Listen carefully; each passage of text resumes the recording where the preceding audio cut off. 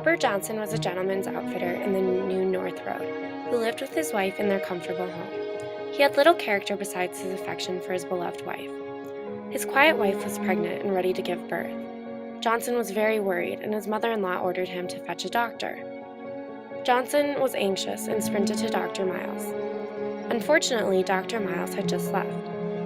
Johnson sprinted to find him and bring him to his wife. However, Johnson could not find the doctor, so he impatiently waited for him. Upon the doctor's return, Johnson was in a great rush. However, Dr. Miles was not. Johnson finally got the doctor to go see his wife after the doctor ate supper. The doctor looked at his wife and told Johnson that she was not well and recommended that he had another doctor come. He recommended 2 different doctors for 2 shillings and 1 very experienced doctor for 3 shillings. Johnson chose the most experienced doctor, Dr. Pritchard, and ran to get him and some ace medicine.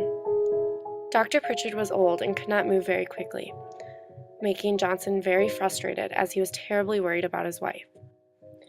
As soon as Dr. Pritchard and Johnson arrived back home, Dr. Pritchard consulted with Dr. Miles about Johnson's wife.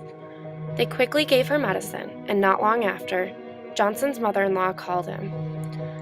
His wife had just given birth to a son. Johnson looked at his son disgustingly, just happy his wife was well. In the small village of Hoyland lived Dr. James Ripley, a very successful doctor. With no competition around, he lived a very comfortable life. However, he was not socially accepted and had been single all of his life. One morning, he found a new doctor had moved into town, Dr. Verinder Smith. He was intrigued and did not like competition, so he decided to go meet and greet the doctor. He went to the house of the new doctor only for a woman to greet him. He asked where her husband, the doctor, was. She replied that she was Dr. Verinder Smith. Dr. Ripley could not believe it, and after discussing his input in locomotor ataxia, and then having Dr. Smith saying she rewrote it, he stormed out, calling her the unsexed woman. Later, a groom from the squire's castle called for Dr. Ripley, as one of the girls was ill.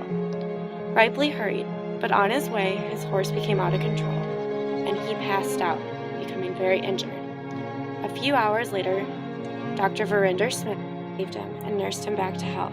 Dr. Ripley realized what a great doctor she was. He admitted it to the other men, who then thought he was crazy, because Dr. Verinder Smith was a woman, so she should have been a nurse.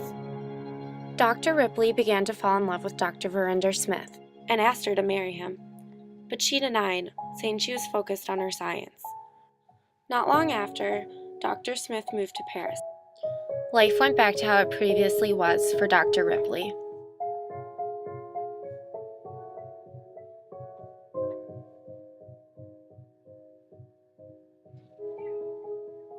The Curse of Eve illustrates the traditional stereotype of women through the actions Johnson takes while his wife is in labor.